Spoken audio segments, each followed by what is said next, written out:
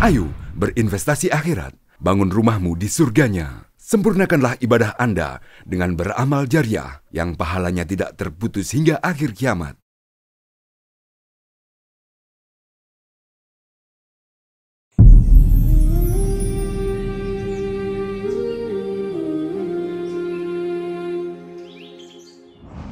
Assalamualaikum warahmatullahi wabarakatuh. Waalaikumsalam warahmatullahi Masya Allah. wabarakatuh. Alhamdulillah. Kita sapa pemirsa dulu nih Pak Ode. Biasa dipanggil siapa? Pak Laode Laode. Gondohi. Gandohi. Iya. Kalau panggilan akrabnya? Panggilan akrabnya Pak Laode. Laode saja. Iya. Siap. Pemirsa, alhamdulillah di kesempatan hari ini kita kedatangan tamu Pak Laode. Ini advokat luar biasa di Kota Sorong juga. Bergabung di Peradia. Saya di Kongres Advokat Indonesia. Ada berapa afiliasi ini? Kalau organisasi advokat di Kota Sorong itu cukup banyak. Oh, banyak. Ya, ada Peradi, ada Kongres Advokat Indonesia, ada Peradin, ada Peradi SAI dan lain-lain. Dan lain-lain. Iya. Tapi semuanya itu menjurus bagaimana untuk perlindungan hukum ya? Iya, siap. Oh, Selalu baik. menjurus kepada. Ya, ini pemirsa aja kalau punya masalah segala macam boleh berhubungan dengan Pak Laode ini. Pemirsa, sebelum kita mulai kami ingatkan kembali lagi bagi pemirsa kaum muslimin dan muslimat di mana saja berada, masjid kita ini dalam proses pembangunan. Maka kita butuh bantuan, ulur tangan, doa. Pemirsa punya kelebihan rezeki, jangan lupa sisihkan untuk pembangunan Masjid Agung. Boleh datang ke Masjid Agung sekretariat. Apa yang bisa diberikan untuk kelanjutan Masjid Agung ini? Insyaallah. Dan jangan lupa untuk menghidupkan channel YouTube Masjid Raya Al-Akbar Sorong. Jangan lupa like, share dan subscribe insyaallah. Pak Laode, Siap, masyaallah. Ustaz. Kita ingin diskusi ringan dengan program kita ini. Bismillah, bincang santai nikmat Allah. Nikmat Allah ini bukan terlalu banyak, sangat banyak sekali nikmat Allah berikan kepada kita. Iya, saya kira demikian, Iya. Ustaz. Luar biasa. Pak Laode ini punya aura Papua, memang asli Papua ini. Iya. Asli Papua memang sudah sekian lama tinggal di Papua. Sekitar tahun berapa? Tahun 95 saya di Papua. Oh, 9 sudah Papua. Iya.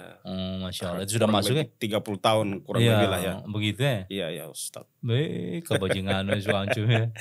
Iya. Nah, aktivitas sehari-hari di Sorong sebelum ke Papua, Sorong ini kemana dulu pernah? Saya sebelum ke Papua, saya masih melalang buana di Sulawesi ya, Ustaz. Saya keliling di Sulawesi. Kendari, Makassar, kemudian setelah dari Makassar kembali lagi ke Kendari, setelah ke Kendari ada keluarga di Sorong. Ambil keputusan ke Sorong. Ambil keputusan ke Sorong tahun 95 itu. Sampai sekarang. Sampai sekarang.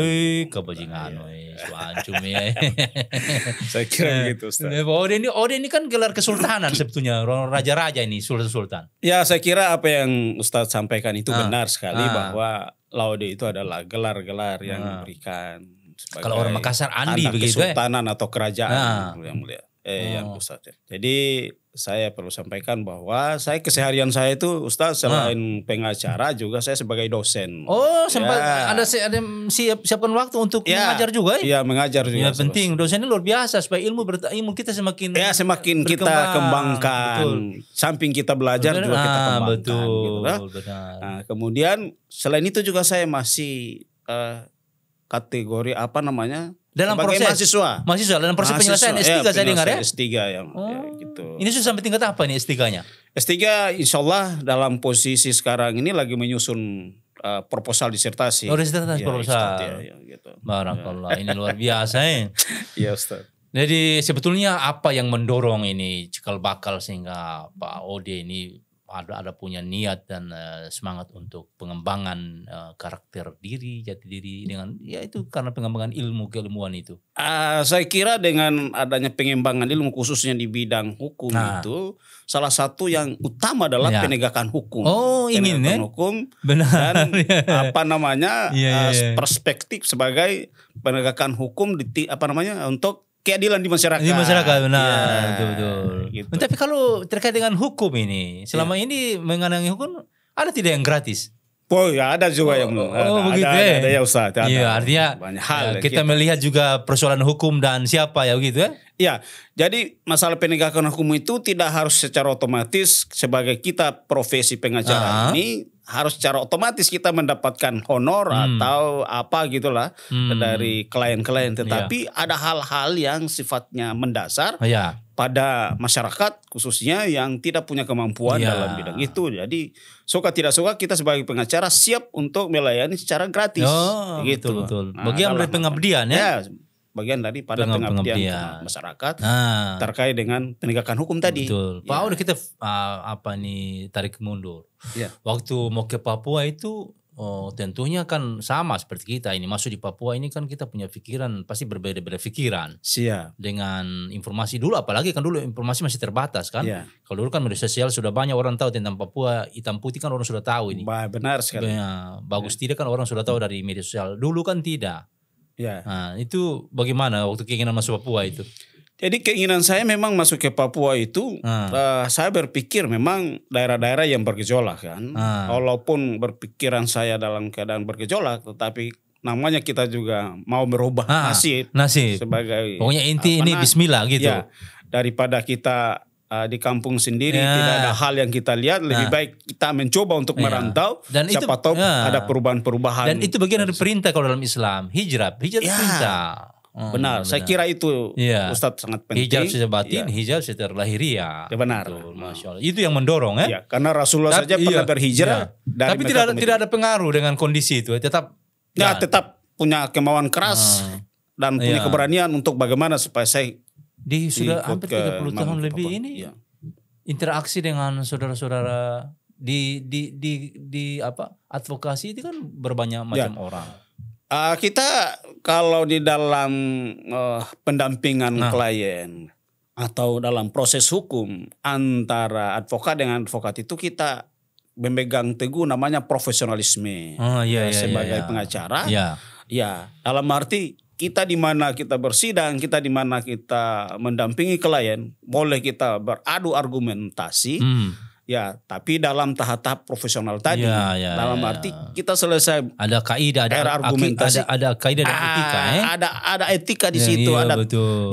Etika profesi namanya. Ada sumpah. Ada sumpah harus kita junjung tinggi. Benar. Nah, ini saya melihat Pak Ode ini kan aktivis sebetulnya. Aktivis di masyarakat. Dengan banyak hal. Sekarang kan kalau saya dengar kan Pak Ode ini dipercayakan sebagai sekretaris KKST Provinsi Papua Barat Daya. Jadi saya mau bercerita terkait dengan organisasi sosial kemasyarakatan. Itu yang artinya di tengah-tengah kesibukan itu yang pengabdian ke masyarakat itu bagaimana tuh? Memang kesibukan saya dari segi organisasi itu sangat banyak, tinggi. Ustadz sangat tinggi. Saya dulu IKA Sultra. Dulu IKA Sultra. Sebelum KKST itu di tahun 2003, Ustadz 2003 sudah berkecimpung di IKA Sultra. Iya, bersama dengan Bapak saya Haji Badarudin Laundi waktu itu sebagai kepala suku. Saya masih di posisi wakil sekretaris, kemudian dia mengembangkan diri IKA Sultra itu menjadi KKST karena KKST itu ada kepengurusan dari nasional, terstruktur, provinsi dan kabupaten kota yang ada di Indonesia. Dia menyesuaikan. Jadi kita mengadopsi meleburkan diri dalam KKST sehingga organisasi itu secara utuh ada nama terbentuk secara struktur sampai ke atas. Jadi kalau yang Papua provinsi siapa yang SK kan? Jadi kalau untuk kepengurusan tingkat provinsi itu yang SK kan itu dari pusat. Dari pusat. Kerukunan Keluarga Sulawesi Tenggara pusat. Gitu. Pengurus pusat namanya. Begitu pengurus pusat. Nah, bagaimana dengan membagi waktu ini? Selain itu juga Ustadz mohon izin saya juga masuk di organisasi sosial lainnya, organisasi kemanusiaan. Saya di Palang Merah Indonesia. Palang Merah. PMI di Palang Merah Indonesia. Pantasan nih sehat ini segar karena berhubungan dengan Palang Merah itu berhubungan dengan darah kelihatannya. Itulah ya Ustadz Jadi kalau ada orang butuh darah boleh melalui Paul. Kalau melalui butuh darah memang banyak orang yang butuh darah dan ingin mendonorkan darah. Karena saya mendonorkan darah berapa kali. Begitu. Memang itu yang paling penting, bahwa kita ingin menghadirkan pribadi yang bermanfaat lahir batin kepada semua orang ya. Betul sekali Ustaz. Betul sekali. Luar biasa. Jadi itu yang kami tertarik bagaimana dengan sepak terjang Pak Ode selama di Papua. Nah, terkait dengan aktivitas sosial itu, saya dengar juga untuk keagamaan masuk juga di MUI ya. Saya kira apa yang Ustadz dengar itu betul adanya. Saya kebetulan juga dipercayakan sebagai sekretaris sekretaris perlindungan hukum. komisi, Bidang hukum. Komisi fatwa. Komisi fatwa. Hukum. Komisi Hukum dan HAM. Komisi hukum dan HAM. Perundang-undangan. Katakan seperti itu. Jadi ya baru berapa bulan inilah kita saya kira dilantik dan saya mengira kita bahwa sudah kemudian berperan lah. Orang merasa bahwa aktivitasnya OD itu yang kemudian mendorong keinginan masyarakat membutuhkan pikiran dan tenaga bagaimana untuk bukan saja di advokasi untuk yang sifatnya keduniaan tapi perkara keagamaan juga. Bagaimana itu membagi waktu dan kesempatan dengan aktivitas yang banyak itu? Kita membagi waktunya itu ya kita menyesuaikan dengan apa yang kita butuhkan dalam keseharian itu. Gitu. Jadi kalau pokoknya tidak bisa lah, ditata lah. Ya, karena ini mengajar, ada menangani hukum, kegiatan sosial itu luar biasa itu. Kita harus sesuaikan waktunya, walaupun mungkin di saat-saat tertentu itu kadang-kadang waktunya sangat bertepatan. Gitu. Betul, tapi bagaimana cara kita supaya dua-duanya atau kesemuanya itu tidak tidak terlewatkan. Kita harus betul-betul aktif. Karena kita kan dipercaya oleh masyarakat atau oleh organisasi gitu. Jadi bagaimana cara kita untuk menyempatkan diri itu tergantung kita punya waktu, ya kan? Tapi Pak Ode datang di Papua itu waktu masih bujang ya? Masih bujang. Sampai akhirnya di sini. Sampai akhirnya menikah di Sorong. Di Sorong. Kebajikan. Gitu. Ya sekarang Allah karuniai anak berapa anak? Baru satu. Baru satu? Iya Ustaz. Begitu gitu, ya. Istri satu. Begitu. Iya gitu Ustaz. Baru satu, Masya Allah. Tapi aktivitas itu dengan banyak itu justru saya lihat biasa-biasa saja. Biasanya kan orang ini. Kalau saya dengan segala aktivitas itu, ya kebetulan juga saya juga berkecimpung di dunia politik. Terus terang saja Ustaz. Juga berkecimpung di dunia politik. Saya juga mencalonkan diri sebagai calon mantan DPR. Ya itu saya pikir sah-sah saja. Bagaimana untuk merubah nasib kita ke depan. Artinya ini bagian dari perjuangan. Bagian dari perjuangan. Kemudian bagaimana memperjuangkan aspirasi masyarakat ke depan. Itu yang lebih utama menurut saya. Sarana jalan itu yang harus kita. Bagaimana kan selama ini kita sudah berbuat untuk masyarakat. Bagaimana kita meningkatkan pelayanan itu pada masyarakat. Jadi ya melalui keterwakilan itu saya pikir itu lebih tepat dan yang paling sentral amanah yang besar kalau saya lihat itu di kerukunan, walaupun memang sifatnya kekeluargaan, tapi kerukunan yang baru kan karena dia menyesuaikan dengan provinsi ya. Iya. Kalau provinsi itu memang baru. Tapi kalau KKST-nya itu sudah sejak lama. Sudah lama. Ya, saya di KKST Kota Sorong itu ada 10 tahun di situ ya. Berarti banyak masalah yang jelas banyak masalah yang kita hadapi. Masalah kedukaan lah masyarakat lah, masalah hukum lah, masalah keluarga dan sebagainya. Yang paling terkesan di menangani persoalan keluarga ini apa? Masalah yang paling krusial yang saya tangani itu ya Ustaz, terus terang saja pada saat masyarakat ada penembakan di Pulau Buaya dulu itu ada 5 orang warga kita yang tertembak gara-gara aktivitas mereka di laut. Penangkapan ikan itu. Penangkapan ikan itu. Dan kemudian ada pembunuhan besar-besaran itu yang ada di Pulau Papan itu di daerah Misol sana. Itu bahkan saya urusnya sampai ke tingkat nasional di Komnas HAM, di DPR RI, kemudian sampai di LPSK dan sebagainya. Itu yang paling krusial. Terasa betul. Keras memang karena walaupun bagaimana. Ya, karena berhubungan dengan hukum dan instansi kemudian instansi lain. Itu kadang-kadang masyarakat saya sendiri di dalam penegakan hukum itu malah mengancam saya juga. Dan berarti menjadi ancaman bagi saya saat itu dan saya tetap berdiri di atas kepentingan masyarakat. Iya, saya sempat dengar itu betul. Saya yang kesana. Yang tangan itu. Itu paling krusial ya. Yang krusial itu. Karena dia memang banyak kaitan dengan instansi besar. Instansi besar. Kalau misalnya antara suku ya mungkin perdamaian biasa. Ya, perdamaian biasa. Kepala suku dan kepala suku kalau sudah tahu, pikir bisa dikendalikan. Ya, lain halnya tapi belum. Ini baku-baku ikat semua. Ini baku ikat semua ini. Ada institusi di situ. Institusi. Ini yang kita hadapi institusinya, Pak. Makanya sampai ke Jakarta tuh. Sampai ke Jakarta. Komnas HAM segala macam. Sampai kita juga was-was. Ya. Iya. Karena terancam juga. Terancam ya. Karena dari. Memang apakah memang begitu posisi advokat? Saya waktu itu belum advokat. Oh belum? Iya. Belum. Iya, di tahun 2000. Sudah tangan itu karena karena di ST itu karena keluarga. Karena saya sebagai sekretaris hari itu. Oh. Di 2012 kasus itu. Nah, di 2012 itu. Baru siapa yang dampingi hukum? Yang pendampingan hukum waktu itu saya bersama dengan Yasin Jamaluddin. Oh, Abang Yasin Jamaluddin. Abang Yasin Jamaluddin. Betul sekali. Abang Yasin. Ketua Peradi. Ketua Peradi ya. Sorong waktu itu masih dengan Pak almarhum Haris Nurlete.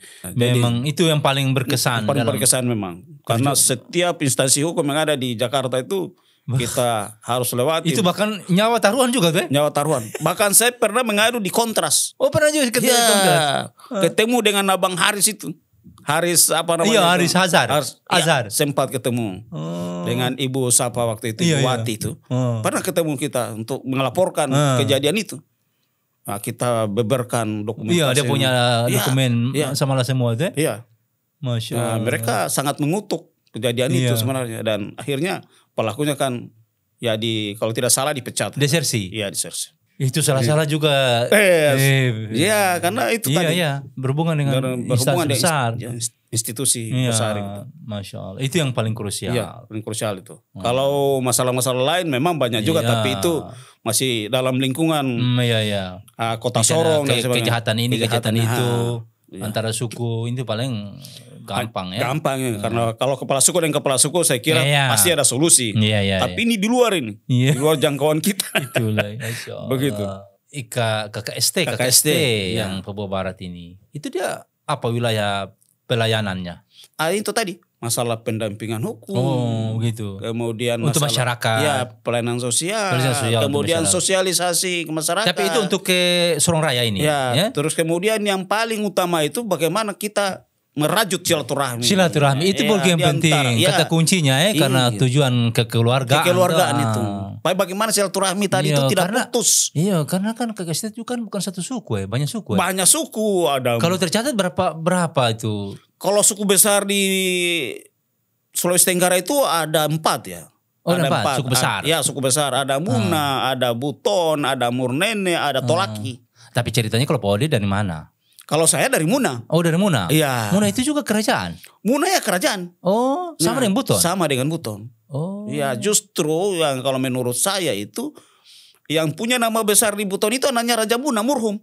Oh iya, Murhum. Saya dengar sejarah itu. Murhum. Itu dari Muna itu? Iya, dari Muna. Itu dari Muna, anaknya Raja Muna itu. Jadi dia kerajaan terakhir dan juga dia adalah kesultanan pertama. Untuk Kesultanan Buton. Betul. Karena bahasa-bahasa juga berbeda-beda kan bahasa. Kalau kita di Muna, Muna itu yang paling besar bahasanya. Oh, yang paling besar. Tapi kalau di daratan Buton itu setiap daerah berbeda. Berbeda itu. Iya. Ada bahasa Wolio, ada bahasa Cia-Cia, ada bahasa Murnene. Ada bahasa Siompu, bau-bau. Kalau Siompu dengan kita, satu dialek. Satu bahasa tapi berbeda dialeknya. Oh, ada penekanan sedikit. Sendiri, ya, gitu. Ya dia di bawah Muna itu. Ya, Muna. Sampai Mawasangka kita. Buton Tengah masih pakai bahasa Muna. Dan itu semua di Sorong ini ada lengkap. Ada semua. Memang semangat pejuang. Anak-anak raja-raja itu semua semangat pejuang, petarung. Ya, saya kira memang sudah tertanam dalam dirinya bahwa harus berani dan harus berjuang bagaimana untuk kebutuhannya, gitu, mengembangkan hidupnya, karirnya. Ya, kemudian dari segi itu juga harus memperhatikan masyarakat yang lain. Betul. Begitu. Betul. Ya, tidak stagnan bahwa kita hidup sendiri. Kalau hidup sendiri berarti hidupnya di hutan. Iya, betul. Kan, di hutan saja kan kita butuh. Ya, butuh orang lain. Kalau paling tidak butuh orang hutan juga. Iya, kalau itu. Iya kan begitu. Artinya kalau kita baca sejarah Tarsan kan begitu. Tarsan hanya kan juga harus butuh teman. Butuh teman hidup juga. Apalagi kita merantau ini, Bay. Iya, benar. Tidak ada keluarga kita bawa. Betul. Nah, interaksi sosial lintas suku bagaimana kan? Kan ada suku-suku di Papua ini. Katanya disebutkan Papua ini adalah miniaturnya Indonesia. Lengkap. Kalau interaksinya antar suku, saya kira saya selama ini cukup baik lah dengan keluarga. Termasuk yang Papua? Termasuk yang asli? Ya, asli Papua. Kita juga banyak mendorong anak-anak Papua bagaimana supaya mengembangkan diri untuk selalu kuliah, kerja, kerja dan kemudian sekolah. Ya, dan beberapa orang termasuk itu? Ya, termasuk itu. Karena saya bagian dari akademisi. Benar, Kan sebagai benar. dosen. Iya, Bagaimana untuk mengarahkan anak-anak yang putus kuliah dan sebagainya. Itu saya pernah lakukan. Itu bagian dari semacam berikan edukasi. Berikan edukasi, Mendorong memberikan spirit, motivasi supaya jangan putus sampai di situ. Kalau perlu sampai selesai. Ya. Iya. Bahkan saya banyak berbicara bagaimana Otsus itu betul-betul dikedepankan. Dikedepankan. Iya. Dimaksimalkan. Jadi, khususnya untuk orang asli Papua. Iya, supaya manfaatnya itu betul-betul terasa oleh masyarakat. Masyarakat asli. Benar. Ya, saya selalu canangkan atau saya selalu arahkan pada. Berarti juga motivator sebetulnya. Motivator, ya. Ini penting. Betul. Kita butuh memang penggerakan kepada saudara-saudara Papua. Tapi kalau lintas suku Nusantara? Lintas suku Nusantara, saya kira fine-fine saja. Tidak ada apa-apa. Ya, kan terkadang terjadi gesekan-gesekan di lapangan. Ya. Lintas suku Nusantara ini kan? Ya, intinya kita selalu komunikasi lah, dengan lintas suku Nusantara. Iya, betul. Ya. Artinya tidak ada hal yang tidak bisa diselesaikan. Iya. Seperti mana penyakit, tidak ada penyakit yang tidak bisa disembuhkan. Ya, pasti. Kecuali mati. Mati yang tidak bisa disembuhkan memang. Kalau sudah mati ya mati ya kan. Nah, sekarang bagaimana kalau Pak Ode punya pikiran bagaimana menjadi pribadi yang baik, semacam visi dan misi dalam kehidupan di Papua ini bagaimana? Saya punya misi dalam kehidupan di Papua itu, saya bekerja bagaimana memenuhi kebutuhan saya dalam keluarga dan saya tidak bisa memaksakan diri. Artinya sesuai dengan apa yang saya miliki. Benar. Kalau bahasa Al-Quran itu sesuai kemampuan. Sesuai dengan kemampuan. La yukallifullahu nafsan. Iya. Saya tidak memaksakan diri. Artinya yang penting bagaimana kita bisa hidup. Tidak bisa hidup dan menghidupkan. Ya. Dan yang lebih penting bagaimana kita bermanfaat bagi orang lain. Subhanallah, ini penting, cerdas. Kata kuncinya di situ. Iya. Dan itu hakikat orang Muslim begitu.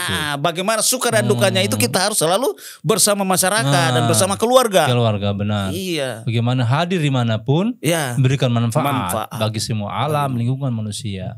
Tadi di seabrek aktivitas tadi, aktivitas hukum, sosial, kemudian juga di kampus, kan memang praktis memang waktu tersita. Ya. Waktu kita juga disiapkan untuk keluarga.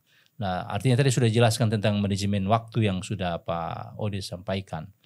Nah, di dalam perjalanan pasti ada kendala. Kiat-kiat menyelesaikan masalah itu bagaimana kalau Pak? Kalau saya dalam kiat menyelesaikan masalah walaupun serumit apapun masalah itu, kita harus hadapi dengan tenang. Ya, dengan kepala dingin. Ya, pokoknya jiwa dikendalikan saya tenang. Dengan kepala dingin. Kemudian dengan profesional. Iya, itu ciri-ciri. Itu bagian dari ciri orang berilmu. Semakin berilmu kan orang semakin terkendali. Ya, dengan penuh kesabaran. Walaupun masalahnya itu besar, walaupun mungkin kegiatan kita kadang-kadang berhasil atau tidak, kita terima apa adanya. Memang itu kemampuan kita. Kita tidak bisa paksakan apa yang saya sampaikan tadi. Begitu. Artinya sudah ikhtiar maksimal, sungguh-sungguh ikhtiar dan mau menerima apa yang menjadi keputusan. Kalau Allah Subhanahu wa taala memberikan saya kekuatan, kesehatan, apapun saya kerjakan. Yang penting ada waktu, ada sehat, kemudian itu tadi. Jadi pokoknya banyak di antara solusi itu bahwa memang menyiapkan mental yang diselesaikan. Artinya walaupun mungkin posisi kita kadang-kadang kan dalam beracara ini kita dalam posisi kalah. Dan kemudian dalam itu posisi kemungkinan bisa terjadi bisa terjadi dan itu suatu hal yang tidak mungkin kita beracara itu Pak harus menang terus. Tidak juga Pak. Tidak ya Ustaz, tidak. Ya, kalaupun di posisi kalah ya kita kalah, kita terima dengan baik karena memang kita sudah perjuangkan. Sudah ikhtiar. Sudah ikhtiar dengan klien kita. Ya kita terima padanya. Tapi ada upaya-upaya lain sehingga mungkin klien-klien kita ini bisa mengerti, bisa menyadari. Misalnya tuntutan jaksa sekian, kita berupaya kasih, kalau tidak bebas mungkin minimal ada turun begitu. Itu bagian dari begitu. Itu bagian dari upaya kita bagaimana meringankan. Bagi klien kita. Atau bagaimana kita bisa. Itu pernah terjadi. Banyak sekali itu. Begitu ya. Pernah terjadi tapi kita harus memberikan klarifikasi, artinya pemahaman kepada klien, sehingga dia terima apa menjadi kajian-kajian hukumnya, ini pasal-pasalnya. Harus. Harus itu. Kemudian kita sesuaikan dengan bukti-buktinya. Bukti-bukti. Kalau tanpa bukti juga kita tidak bisa berbicara banyak. Jangan dibilang, ini bagaimana ini saya pakai pendamping hukum baru saya. Gitu ya. Itu dia. Pakai pendamping hukum harusnya saya menang loh. Tidak mesti Pak. Tidak mesti. Iya, tidak mesti harus kita menang. Tergantung bukti, masalahnya, kronologisnya seperti apa. Tidak bisa kita memaksakan diri apa. Saya sapa ya berapa. Ya, artinya ada usaha maksimal. Ada usaha maksimal memang dari kita. Nah, setidaknya kalau dia bersalah bagaimana kita Tapi carikan. itu mungkin seninya di situ ya. Seninya di situ. Nah, baru kemudian kita tidak terbeban dengan masalah klien. Iya. Karena masalah klien itu masalah klien orang lain. Iya. Kita ini kan hanya mendampingi. Iya. Ya kan? Dari sisi penegakan hukumnya. Iya. Gitu. Artinya supaya kenapa kita harus yang berpikir, yang harusnya punya pikiran adalah klien harusnya kan begitu. Ini cuma semacam pendamping aja, ya kan? Pendamping hukum. Nah, bagaimana melindungi, mendampingi dan sebagainya terkait dengan aturan-aturan hukum yang sudah ada, gitu. Itu yang menjadi kita menyemangati diri kita seperti itu. Jangan seolah-olah kita terima masalahnya klien, kita juga ikut terbeban. Wah itu tidak bisa. Oke. Jadi begini Pak Ode. Wah, kita kembali ke aktivitas di kerukunan ini toh. Siap. Terus dia lebih cenderung ke sosial ya. Ke masyarakat. Penanganan masalah keluarga kan. Itu banyak itu masalah-masalah sesama keluarga. Ada juga masalah kriminal yang berhubungan dengan itu. Apakah memang juga dilarikan ke kerukunan? Jadi begini Ustaz, jujur saja masyarakat kita di Kota Sorong ini cukup banyak sebenarnya. Terkait Sorong dan Sorong Raya. Sorong dan Sorong Raya, Papua Barat Daya. Sangat banyak. Yang jadi krusial itu masyarakat kita datang dari kampung sana itu tanpa memberikan konfirmasi. Ya, tiba-tiba soalnya di Papua baru bikin masalah. Di Papua kemudian tiba-tiba ada masalah, sudah ditahan oleh kepolisian, sudah berproses hukum, sudah bermasalah dengan keluarganya. Ujung-ujung lapor ke kerukunan. Sudah terjadi KDRT, ujung-ujungnya nanti terakhir kerukunan yang turun tangan. Ya, suka tidak suka. Iya. Karena ini amanah tanggung jawab. Dan tanggung jawab. Ya memang begitulah kerukunan. Artinya tidak bisa melepas dari masalah itu. Nah, bagaimana sekarang kerukunan ini mau menyelesaikan masalahnya? Walaupun tadinya itu tidak ditahu orang ini posisinya di mana sebenarnya. Kenapa tiba-tiba ada di sini? Tapi itu yang dia punya dukanya tuh. Dukanya di situ. Juga Ustadz, saya mau sampaikan yang paling krusial juga itu tiba-tiba dia mati. Meninggal. Iya. Tidak ada keluarga. Ini bagaimana caranya? Katong tahu dari mana? Dari mana? Saya itu banyak tangani hal seperti begitu. Itu. Ustadz, betul. Dia sakit juga. Lari ke kerukunan. Mau tidak mau. Bukan lari ke kerukunan, tapi berarti dari pihak-pihak. Berarti praktis Pak Ode ini punya waktu sudah bukan 24 jam lagi ya? Baik, jangan bilang lagi. Karena orang tidak mau tahu masyarakat ini ya. Tidak mau tahu. Malam kah, mau siang kah? Tetap. Ya, kan apalagi hubungan telepon sekarang ini. Bebas kan? Kadang-kadang telepon, ini Pak ada keluarganya sakit di kilo 24. Tapi bagi Pak Ode bagaimana kalau menghadapi masalah itu? Kalau saya itu saya sudah biasa memang. Begitu. Ya tinggal begitu ada informasi, keluarganya dari mana, orang mana dia, sehingga kita bisa komunikasi di antara tokoh-tokoh Sulawesi Tenggara. Iya, karena ada pilar-pilar. Ada pilar-pilar di bawah KKST, ada kerukunan Muna, kerukunan keluarga Buton, Bau-Bau, Wakatobi, semua sudah lengkap di bawahnya. Ya. Dari mana tuh? Dari mana itu? Sana silakan dulu sana. Tolong itu kepala sukunya itu coba atasi dulu itu. Kecuali hal-hal emergensi. Kita harus turun-turun bersama-sama. Betul. Ini itu bagian dari sebuah perjalanan hidup. Ya. Masya Allah. Begitu Ustaz. Kebajengan suancung ya. Saya kira gitu Ustaz. Jadi pengalaman yang segudang Pak Ode punya ini. Kalau saya melihat banyak pengalaman karena dari sisi penanganan hukum secara formal di advokasi sebagai advokat. Kemudian pengabdian masyarakat juga yang menangani banyak masalah. Lalu di kampus yang kemudian juga menghadapi mahasiswa yang multikultural dan tingkat IQ yang berbeda-beda. Pasti kan? Kalau di kampus sendiri bagaimana tuh? Saya kalau di kampus sendiri itu Pak terus terang menghadapi mahasiswa itu ya saya memberikan betul-betul peluang, memberikan waktu, memberikan untuk mahasiswa itu berkarya. Ya, begitu. dan mau menuntut ilmu. Pokoknya berikan spirit dia supaya dia bangkit berkarya dan saya tidak pernah menekan mahasiswa. Oh, ini penting. Saya kasih Luar tugas, biasa. silakan ambil tugas, ya, silakan kerjakan. Begitu pula juga kehadiran. Ya. Mau hadir ya, berarti saya kasih kau nilai bagus. Iya, iya. Ya. Tapi sekali lagi saya tidak pernah membebani mahasiswa dan saya tidak pernah menyusahkan mahasiswa. Ya, luar biasa kalau gitu. Iya. Iya, Daripada saya bilang saya mau memberikan kau nilai iya. yang jelek, nanti berpengaruh terhadap bagaimana masuk di dunia kerja. iya. Karena pasti di dunia kerja itu melihat prestasi. Iya, betul. Prestasinya itu juga apa? jadi ukuran. Iya. Jadi saya bilang saya akan kasih kalian nilai bagus, tapi nanti pertanggungjawabkan di lapangan. Iya. Terutama di dunia kerja. Jadi pokoknya intinya mahasiswa didorong bagaimana? Didorong terus dan harus belajar. Materi yang kita berikan tolong dipelajari dengan baik. Sehingga nanti orang bertanya, masyarakat masyarakat publik bertanya pada saudara, maka saudara harus menjawab yang baik. Yang bertanggung jawabkan. Iya, sesuai dengan materi yang kita berikan. Kan begitu. Yang sudah diberikan. Iya. Benar. Ya, jadi pokoknya di kampus juga begitu fleksibel. Ya. Artinya mahasiswa didorong, tetap didorong, berpacu. untuk maju. Ya. Untuk berkarya dan harus kritis. Iya. Seorang mahasiswa harus kritis. Iya. Apa-apa yang tidak benar, ya kritisi sepanjang dalam koridor-koridor aturan yang ada. Jangan emosional, ya kan? Jangan frontal dan sebagainya, ya kan? Apalagi sampai anarkis. Ya. Itu hindari. Artinya mahasiswa kan ini masyarakat ilmiah, harus berpikir, bertindak juga ilmiah. Harus ilmiah. Apalagi saya bilang seorang mahasiswa hukum. Jadi mahasiswa hukum itu tahu aturan. Jangan sampai mahasiswa hukum yang tidak tahu aturan. Nah itu benar. Itu sangat dipertanyakan itu apa seorang sarjana hukum atau seorang mahasiswa hukum.